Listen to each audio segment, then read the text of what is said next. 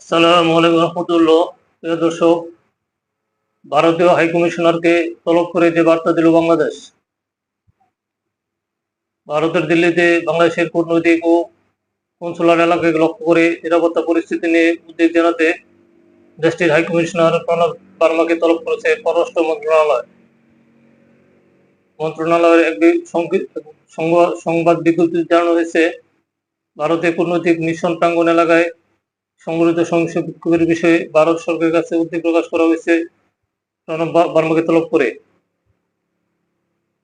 এছাড়া শনিবার নয়াদিল্লিতে কূটনৈতিক এলাকায় বাংলাদেশ হাইকমিশন ও হাইকমিশনের বাসভবনের বাইরে ঘটে যাওয়া অনাকাঙ্ক্ষিত ঘটনা, সোমবার শিলিগুড়িতে বাংলাদেশ ভিসা কেন্দ্রে বিভিন্ন উগ্রপন্থী গোষ্ঠীর ভাঙচুরের ঘটনায় ভারত সরকারের কাছে উদ্বেগ জানানো হয়েছে বলে ওই বিজ্ঞপ্তিতে জানানো হয়েছে।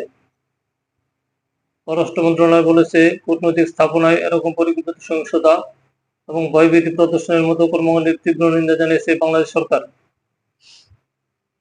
এতে বলা হয়, এ ধরনের ঘটনা কেবল কূটনৈতিক মিশনে কর্মীদের নিরাপত্তাকেই হুমকির মুখে ফেলে না, বরং পারস্পরিক সম্মান, শান্তি ও সহনশীলতার যে নীতি রয়েছে তাকেও ক্ষুণ্ণ করে। প্রসঙ্গত, গত রোববার বাংলাদেশের পররাষ্ট্র উপদেষ্টা তৌফিক হোসেন জানিয়েছিলেন যে শনিবার রাতে কূটনৈতিক এলাকায় নিরাপত্তা বেষ্টনী ভেদ করে বাংলাদেশ হাইকমিশনের সামনে গিয়ে বিক্ষোভ করেছে হিন্দু চরমপন্থীর একটি দল। এ সময় হাইকমিশনারকে হুমকি দেওয়ার ঘটনা ঘটেছে বলে জানিয়ে বাংলাদেশের পররাষ্ট্র উপদেষ্টা তৌফিক হোসেন অভিযোগ করেছেন যে ভারতের পক্ষ থেকে যথাযথ নিরাপত্তা নিশ্চিত করা হয়নি।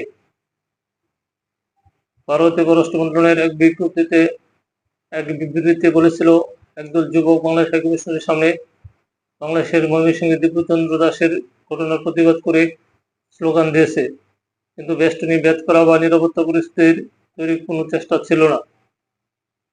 এর আগে গত 14 ডিসেম্বর প্রণব বার্মাকে পররাষ্ট্র মন্ত্রণালয়ে তলব করা হয়েছিল। পরে পররাষ্ট্র মন্ত্রণালয়ের এক বিজ্ঞপ্তিতে জানিয়েছিল যে ইনকিলাব মঞ্চের আহ্বায়ক শহীদ শরীফ ওসমান হাদির উপর হামলাকারীদের ভারতে পালিয়ে যাওয়া প্রতিরোধে দেশটির সহযোগিতা কামনা করা হয়। দর্শক, ভালো থাকবেন। আল্লাহ হাফেজ।